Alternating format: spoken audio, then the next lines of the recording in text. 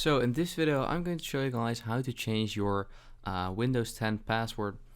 So yeah, let's get started right away. This is not that hard, but yeah, some people might not know it. So that's why I'm going to show you guys it right now. So you want to click on the start menu, then click on the settings icon right there. Once you're here, you want to click on accounts in the middle. Then go to sign in options right here. And once you're here, you can see all the different sign in options, and you just want to click on password right here. And this will load, and then you can click on change. So we're going to click on change, and this will link you to your Microsoft account. And if you have a PIN set up, you have to fill in your PIN first.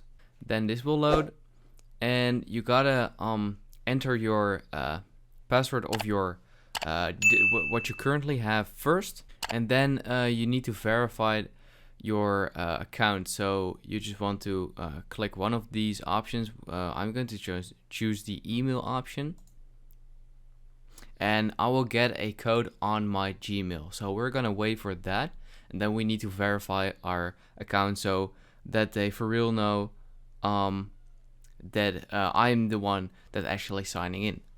Click on verify. This will load up again, and you need to fill in your current password once again, and then your new password. And then click on next, and it says you have successfully changed your password.